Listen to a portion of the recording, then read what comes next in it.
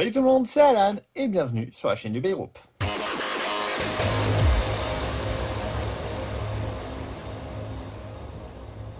L'an dernier, on avait passé en revue les toupies hypersphères de la saison Beyblade Burst Rise, qui était du coup plus original que ce qu'on avait eu au Japon, donc avec les GT. Donc là, j'en ai un exemplaire pas ouvert pour vous présenter l'emballage, histoire que vous puissiez, que ça puisse vous revenir à l'esprit. D'ailleurs, cette Harmonie Pegasus est à gagner sur la chaîne du Baby Group. N'hésitez pas à aller voir la vidéo du concours des 1000 abonnés pour pouvoir participer. Et donc du coup, voilà, il y a un an, on a revu ces toupies. Et puis, très récemment, on a même fait un live sur la chaîne pour en parler. Hasbro a sorti les Beyblade Burst Surge. C'est donc la 5e saison, ce qui est l'équivalent en Europe de Beyblade Burst Super King. Et donc j'ai récupéré 2 de ces modèles avec leur nouveau gimmick, qui est le gimmick Speedstorm. Et on va se les ouvrir en vidéo, un peu à la manière de ce qu'on avait fait du coup il y a un an avec les hypersphères, histoire qu'on puisse voir à quoi ressemblent ces toupies. Alors ces toupies, je les ai achetés dans un King Jouet il y a une semaine de ça maintenant, donc c'est le 6 février, c'était en même temps que j'ai fait les courses pour le concours des 1000 abonnés. Et du coup pour cette vidéo, j'ai pris Super Hyperion H6 et Curse Sa Tombe S6. Alors il y avait plus de choix, il y avait aussi Colossal Helios et Glide Ragnarok. Alors je sais plus si c'est comme ça son nom Hasbro ou pas, mais il y avait aussi Glide Ragnarok, pardon. Et alors j'ai pris ces 2 toupies. D'une part j'ai pris Super Hyperion pour pouvoir comparer avec la version Takara qu'on a juste ici. J'ai pris Super Hyperion parce que je préfère les toupies qui tombent à la droite de toute manière, comparé à Colossal Helios, bien qu'elle soit très belle. Et puis j'ai pris Curse Sa Tombe parce que je n'avais pas cette toupie, ni en Takara ni en Hasbro. Du coup maintenant je l'ai en Hasbro. Et parce que je la trouve très jolie, donc voilà, je me disais il me la faut dans ma collection. Alors du coup, qui dit nouvelle saison dit nouveau gimmick, et il s'agit cette fois-ci de Speedstorm, donc après Hypersphère et après Slingshock sous Turbo. Et Hypersphère, du coup, c'était sous Rise. Alors, que signifie le Speedstorm? Eh bien, je vais vous le dire tout de suite, je n'en ai aucune idée. Autant avec, comment ça s'appelle? Autant avec Hypersphère, le changement se voyait très vite, avec les drivers du coup qui changeaient, là, qui avaient cette sorte de forme de boule qu'on peut voir à la caméra, si la mise au point veut bien se faire, voilà. Cette sorte de forme de boule. Mais là, il n'y a pas vraiment de changement apporté aux pointes des toupies sur cette saison, donc on va voir en quoi ça consiste. Alors du coup, on va passer en revue un des emballages, donc je vais prendre Super Hyperion H6. Donc, comme d'habitude, nous avons la toupie qu'on peut voir. Voilà, on va prendre le booster hypersphère, le starter hypersphère pour comparer. On peut toujours voir la toupie sur le côté droit, et on a toujours un lanceur à gauche. Encore une fois, un petit artwork présentant la toupie avec le logo du gimmick, le nom de la toupie sur la droite comme d'habitude et le logo d'Hasbro en bas bien entendu. Et là on va passer à l'arrière, et donc là cette fois-ci on a pas mal de changements comparé à ce qu'on avait sous hypersphère, parce qu'au lieu d'avoir des points hypersphère comme j'appelais ça avant, donc avec la durée de rotation et comment elle bouge la toupie, je sais pas comment dire ça, le coefficient de mouvement on va dire. Là, on va retrouver des vrais stats comme on avait à l'époque de MFB, donc avec attaque, burst, défense, poids, agilité et endurance, avec en même temps une petite fenêtre juste ici qui nous affiche le gimmick de la toupie. Alors le gimmick, là on le voit pas beaucoup. Puissance d'attaque combinée, je pense que ça correspond au disque châssis que du coup on verra tout à l'heure et au layer.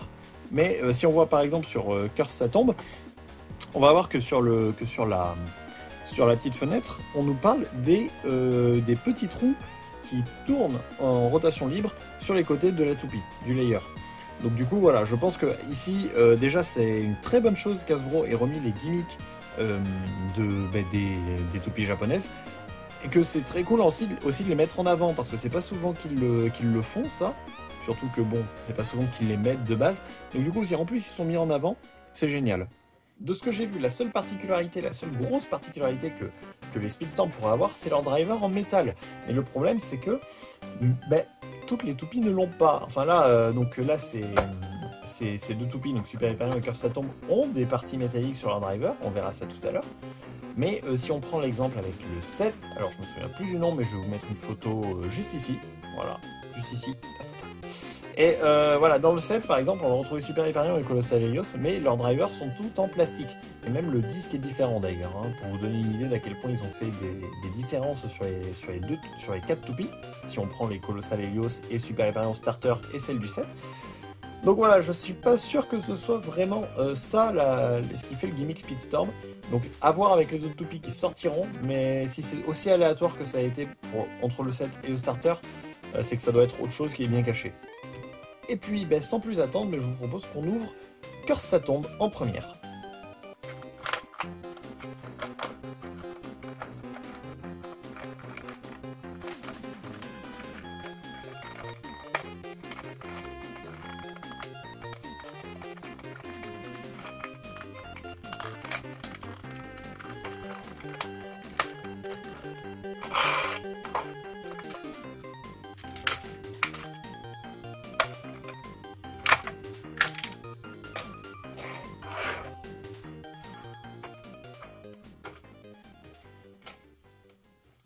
Et donc, voici notre première toupie qui est Curse ça tombe. Alors, comme d'habitude, on va retrouver une toupie avec son layer, son disque et son driver.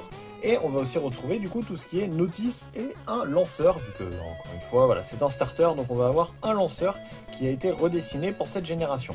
Alors, on va commencer par tout ce qui est notice, tout simple. Je pense pas qu'il y ait de très grosses différences avec celle de la dernière fois, mis à part du coup les designs qui sont adaptés. Hop là. Allez, voyons voir tout ça. Voilà, donc vraiment aucune différence, hein, mis à part donc du coup les noms, je pense, qu'on va revoir tout à l'heure. Et à l'arrière, ça nous explique comment monter la toupie et comment la lancer. Avec du coup, on voit à peu près le nouveau lanceur et le nouveau stadium de cette génération. On va aussi retrouver là-dedans, alors là en plus c'est génial, une notice pour l'application. Et est-ce que vous pouvez voir le problème sur la notice? Eh bien, je vous laisse me le dire dans les commentaires, mais je pense que c'est assez visible. Et donc le lanceur, on en parlait, alors il est bleu cette année, donc c'est pas mal du tout, je trouve. Je le trouve pas trop dégueulasse, pour être honnête. Hop là, petite mise au point. Je pense qu'il est pas mal, et comme d'habitude c'est un lanceur à double sens de rotation. Et puis la crémaillère c'est exactement la même que l'année dernière, donc on va pas s'attarder plus que ça là-dessus. On va plutôt s'occuper de cette Curse ça tombe. Allez, comme d'habitude, on remet la petite lumière au-dessus de la tête, hein, tant que je vais pas trouver d'autres moyens pour mettre de la lumière pour bien qu'on puisse filmer les pièces de la toupie, on va devoir faire comme ça. Et puis on va commencer par le layer. Alors, il s'agit du coup de Curse ça tombe. Enfin, plus particulièrement, Curse et ça tombe. On va se démonter cette toupie tout de suite. Si elle veut bien, voilà. Donc déjà, on retrouve un système de clips comme on avait sous Rise. Et puis, alors, niveau couleur et tout, c'est respecté, il n'y a pas de souci. Mais il y a deux choses qui me chagrinent et dont je vais vous faire part tout de suite. La première, c'est que, comme d'habitude, voilà, encore une fois, on n'a pas de métal. On n'a pas de métal dans tout ce qui est layer et dans tout ce qui est layer en fait. Le weight dans Rise était enlevé. Et puis là, c'est pareil, tout ce qui pourrait être partie métallique. Là, on voit en fait les côtés du châssis, de ce qui est normalement le châssis sur la base. Donc voilà, déjà ça, on peut l'oublier. Et encore une fois, le deuxième problème, c'est que les détails, ils sont pas forcément. On va voir que la Super King Chip, eh bien, ne peut pas être enlevée comparé aux homologues japonais de cette toupie. Attendez, excusez-moi, je n'étais pas dans le cadre. Voilà, ça ne peut pas être enlevé la partie du milieu, alors qu'on le verra tout à l'heure. Sur Super Hyperion, ça peut se faire, sur Super Hyperion Takara. Mais à part ça, il y a un truc qui... Enfin, à part ces points négatifs, il y a quelque chose qu'on peut reconnaître, que Hasbro a fait des efforts dessus, c'est que les gimmicks sont bel et bien présents. Vous pouvez avoir le petit triangle qui tourne sur la roue de Curse. Et voilà, et puis si on enchaîne, toutes les roues tournent. Donc c'est déjà quand même pas mal que Hasbro ait mis les gimmicks, mais il y a encore quelques modifications à faire pour atteindre la perfection, à mon avis. Ensuite, on passe au disque. Il s'agit de Hurricane, qu'on a déjà vu l'an dernier sur Bushin Ashindra. Donc, encore une fois, rien de plus à déclarer, hein. C'est exactement le même disque que l'année dernière, avec toujours le gimmick qui n'est pas présent, qui est en fait un anneau en plastique avec des dents qui tournent autour. Donc, ce qu'on peut faire sur ce disque, au moins, c'est y mettre une frame. Après, est-ce que mettre une frame, c'est mieux que de ne pas avoir, enfin que d'avoir le gimmick normalement sur ce disque? Je suis pas sûr. Pour ma part, j'aurais préféré avoir le gimmick encore une fois. Mais on est chez Hasbro, c'est les vieilles pièces. On verra avec la Super Hyperion qui se sont un peu améliorées. On verra ça tout de suite. Enfin, tout à l'heure plutôt. Et donc, pour terminer, on va avoir la partie la plus intéressante de cette toupie à mon avis, qui est son driver. Et il s'agit de Universe Metal. À préciser, Metal. Pourquoi Metal? Parce que vous pouvez voir juste ici qu'il y a des parties métalliques sur le driver. Donc c'est pas mal qui est ça, parce que même Takara ne l'a pas. Ça. Les parties en métal ne sont pas présentes sur la version Takara de Universe. Alors concernant le driver, le gimmick est respecté. Il s'agit d'une roue comme ça, enfin d'un driver en rotation libre. Et même, alors je sais pas si c'était comme ça sous la version Takara, mais je pense que vous pouvez le voir. Regardez, même la pointe tourne. Alors, et du coup l'anneau tourne aussi. Donc ça va être très bon pour l'endurance et très bon pour la défense. Donc à voir comment ça se comporte dans les stadiums. Mais surtout, voilà, l'ajout du métal, ça donne un poids conséquent à ce driver comparé au driver standard. Donc à voir si ça aussi ça peut peser dans la balance dans les deux sens du terme. Et ça peut permettre, est-ce que ça peut donner un avantage à cette curse ça tombe ou pas? Allez, on va monter la toupie. On va voir ce que ça donne. Alors si j'y arrive, hein, j'ai un peu de mal avec ces trucs là. Je sais pas s'il y a quelque chose de différent avec les autres d'avant ou pas. Mais en tout cas, nous avons notre Curse ça tombe S6 Hurricane Universe Metal. Et bon, elle est pas mal. J'ai pas vu la Takara en vrai, encore. Mais celle-là, déjà, je trouve qu'elle est pas mal. Le design est assez bien respecté comparé à l'original. Donc quand même, là-dessus, Hasbro a fait un très bon travail. Et après avoir unboxé la Curse ça tombe, on va tout de suite passer à la Super Hyperion H6.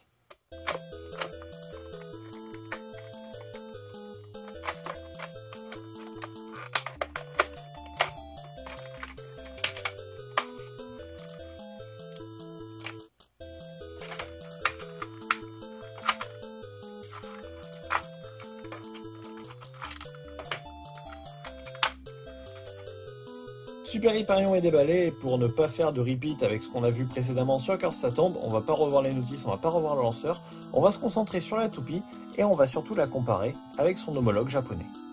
Alors on va tout de suite commencer avec le layer qui est Super Hyperion.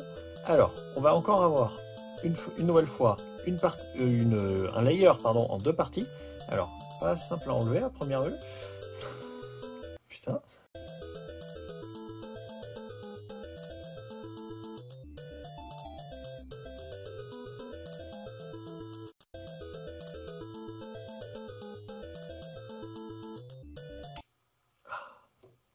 Bon, j'ai un peu forcé comme j'aurais pas dû, mais j'ai l'impression, enfin, j'avais vraiment l'impression que c'était bloqué, hein, donc bon, c'est peut-être dû à la pièce qui était défectueuse, mais c'est pas grave. Donc on va avoir le layer de partie, donc super dans ma main droite et Hyperion dans ma main gauche. Alors, les couleurs, déjà, on va tout de suite parler du plus flagrant. Les couleurs ne correspondent pas à la Super Hyperion de base qu'on peut voir juste en dessous. Pourquoi? Parce que comme on l'a dit tout à l'heure, Super Hyperion et Colossal Helios sont aussi présentes dans le set. Et à la même manière que ce qui avait été fait avec Ace Dragon et Goshin Shinra dans la saison Rise, eh bien Hasbro a décidé de mettre les coloris standards des toupies dans le set plutôt que de les mettre en starter. Alors, c'est une très bonne technique commerciale pour faire vendre des sets. Mais est-ce que c'est la meilleure des choses? Bon, je ne crois pas, mais ça c'est un débat pour un autre jour. En ce qui concerne la toupie, donc là elle est en doré et bleu, et on va encore une fois avoir les mêmes problèmes qu'avec Curse ça tombe, donc en plus des couleurs qui ne correspondent pas, la petite partie au milieu, alors je ne sais plus comment ça s'appelle, je vais vous le remarquer sur l'écran si je m'en souviens, hein, comme d'habitude, mais voilà, à l'instar de la version japonaise, où là, déjà, pour enlever la chip, la manière est différente. Il suffit de juste tourner. Et puis, la partie se déclipse à l'intérieur. Voilà. Là, comme vous pouvez le voir, on peut l'enlever. Bon, j'ai un peu de mal, mais comme vous pouvez le voir là, voilà. On peut l'enlever, bien entendu. Et on voit le soleil de Super Hyperion et des frères Asashi. Je ne me souviens plus lequel c'est pas Hikaru, c'est Yuga. Voilà, ça vient de me revenir. Je suis fatigué, ok. Mais bon, voilà. Au moins on voit déjà la première grosse différence entre Super King et Surge, même si bon c'est pas grand chose de très flagrant, hein. Non c'est bien là. Mais voilà, donc on a une attention sur les détails qui est beaucoup moins présente, hein, évidemment. J'avais l'impression de voir des petits défauts sur la peinture tout à l'heure, mais ça après, bon, c'est des choses qui arrivent en usine. On notera quand même la présence des flammes, qui sont aussi du coup sur la version Takara. Puis au final, bon, ça reste pas mal non plus. Voilà, la seule chose que je n'aime pas vraiment sur cette toupie, ça va être sa couleur. Le doré et le fait que du coup ce ne soit pas les mêmes couleurs que la Hyperion de base. J'avais oublié de préciser sur sa tombe aussi, il y a un petit QR code qui est présent sur la toupie. Et si vous voulez le voir plus en détail, vous l'avez sur votre écran juste ici. Et on passe tout de suite au disque. Ce ne sera pas un châssis sur cette Super Hyperion Hasbro. On passe tout de suite au disque donc qui est 1A, qui reprend du coup le même nom que la version japonaise, mais qui est bien sûr beaucoup moins lourde et beaucoup moins conséquente que sa version japonaise. Alors pourquoi? Parce que déjà, voilà, on voit la grosse différence. Donc la version Hasbro dans ma main droite, la version Takara dans ma main gauche. Donc le châssis chez Takara, c'est quelque chose qui se fixe sur le layer. Le problème, c'est que déjà, si on part du principe que sur le layer, comme sur la Corsa Tomb, on peut le voir, les empreintes du châssis sont remplies, comparé à la Super Hyperion Takara, vous pouvez le voir juste ici, là, regardez où je pointe. Et bien forcément déjà, ça n'aide pas, on peut pas mettre de châssis Takara sur les toupies Hasbro, vu qu'il n'y a pas la place de les mettre. Ensuite, le gros problème, on va dire, c'est que du coup, il n'y a pas tout ce système-là avec une sorte de disque qui tourne à l'intérieur, et évidemment, il n'y a pas les dents sur le châssis. On se retrouve donc en fait avec un disque qui s'est déguisé en châssis 1A, mais qui offre quand même l'avantage du coup de pouvoir être utilisé sur les toupies tournant dans les deux sens de rotation. Un A Takara ne peut pas être utilisé sur les toupies tournant vers la gauche. Là, c'est le cas, donc ça peut être pas mal pour l'offensive. Mais voilà, après on perd beaucoup au change avec le poids, donc du coup qui se voit considérablement réduit. Il n'empêche que ça reste une bonne chose qu'ils aient essayé de reproduire le châssis 1A sous forme de disque. Et même pour ça, voilà, je dis quand même chapeau à Hasbro d'avoir fait l'effort. Et la partie qui va le plus nous intéresser sur cette toupie, ça va être son driver. Et on va le voir tout de suite, il s'agit de Xseed Metal. Alors, Xseed Metal, bien sûr, parce qu'il y a beaucoup de métal, une partie beaucoup plus grosse que sur le driver de Curse Sa Tombe. Mais il y a aussi une autre grosse différence, et cette fois-ci ça va être avec la version Takara du driver. Eh bien, c'est la taille. Si vous regardez, Xseed Hasbro dépasse quand même bien d'une bonne tête la version Takara. Donc voilà, les deux grosses différences, ça va vraiment être la taille et le poids. Et aussi une autre différence, c'est qu'au centre de la version Takara de Xseed, on a une pointe qui a l'air d'être en caoutchouc. À mon avis, rien qu'au toucher, ça a l'air d'être du caoutchouc. Alors que là, on va avoir que du plastique pour la pointe et pour l'anneau. Et voilà, encore une fois, la grosse différence, ça va être au niveau du poids. On est sur un poids d'environ 15 grammes, si mes souvenirs sont bons. Et d'ailleurs, je profite de ça parce que cette donnée, je la tire du live de Stardust qui a eu lieu il n'y a pas longtemps. Live pendant lequel il a unboxé 3 boosters Speedstorm, 3 starters Speedstorm, pardon, ainsi que le set. Donc je vous invite à aller voir si vous êtes intéressé et à avoir plus de détails sur ces toupies. Allez, on va une nouvelle fois monter cette toupie. Et voilà, encore une fois, on reste sur des choses assez classiques. Et c'est là où par contre je ne vois pas forcément où est le gimmick comparé à Curse Sa Tomb où c'était bien indiqué. Je vois pas forcément où est le gimmick avec le disque. Alors après, est-ce que c'est... Ben non, il ne doit pas y avoir de sens précis. On va quand même essayer, hein, mais je suis pas sûr que ça apporte de grandes différences. Autant ça pouvait l'apporter sur d'autres toupies durant d'autres générations, mais là, ça m'étonnerait que ça le fasse.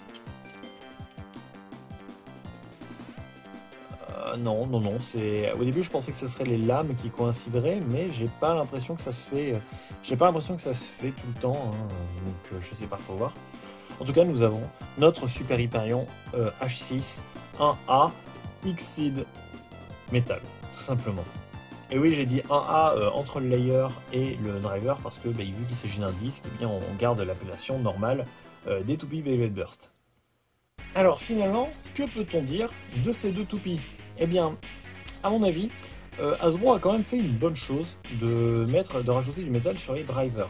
Parce qu'il y avait beaucoup de choses à compenser avec notamment Rise qui a vu beaucoup de, comment dire, de caractéristiques des toupies Takaratomi qui ont disparu tout simplement. Beaucoup de ses capacités avaient disparu. Et là, on retrouve quand même quelque chose que Hasbro ajoute, qui n'est pas forcément un énorme changement dans le gameplay. Voilà, encore une fois, les drivers d'ailleurs sont les mêmes que la version Takara, à l'exception près de la taille pour Exceed et peut-être d'ailleurs probablement pour Universe aussi, mais aussi par l'ajout de métal. Donc c'est quand même un très bon ajout qu'a fait Hasbro. Après, on y perd quand même au change les châssis, ce qui est pas négligeable hein, concrètement, sachant que c'était l'une des plus grosses parties, si ce n'est la plus grosse partie de Super King, le gimmick principal on va dire.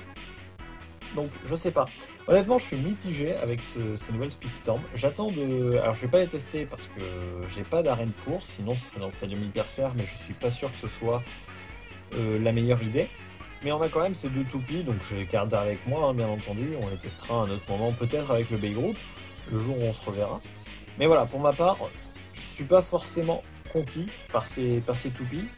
Enfin voilà, c'est pas vraiment que j'aime pas ces toupies, je les aime bien, hein, bien entendu, comme tous les toupies Beyblade, c'est juste que je trouve qu'il manque quand même pas mal de choses encore, parce que même s'il y a du métal sur les drivers, comment dire, ça se rapproche trop de Takara, mais sans forcément y arriver. Ce que je veux dire par là, c'est que voilà, on perd les châssis, et puis voilà, là où Hypersphere a su innover, on va dire, là où Hasbro a su innover avec Hypersphere, c'est en proposant des drivers complètement différents pour un gameplay complètement différent. Là, on se rapproche vraiment du gameplay Takara, mais avec beaucoup de choses en moins. Donc je sais pas, à voir avec le futur et les prochaines toupies qui sortent, on verra ce que ça donne. Peut-être que mon avis changera, puis surtout à voir en les essayant dans un véritable stadium, voir ce que ça donne. Dans tous les cas, eh bien, j'espère que cette vidéo vous aura plu. Dites-moi de ce que vous en pensez de ces Beyblade Burst Surge, Speedstorm dans les commentaires. N'hésitez pas à mettre un pouce bleu, à partager cette vidéo, à la rajouter dans vos playlists. Et encore une fois, vu qu'à l'heure où cette vidéo est publiée, le concours des 1000 abonnés est toujours actif, on va dire, et toujours en place, vous pouvez toujours participer. Je vous invite à aller sur la chaîne du Bay Group, à vous abonner si ce n'est pas déjà fait, et à aller dans les vidéos, chercher la vidéo du concours. Au pire, je vous mettrai le lien dans la description et en petite fiche en haut à droite. Et puis pour ma part, eh bien, on se retrouve bientôt pour une prochaine vidéo sur la chaîne du Bay Group. Allez, salut!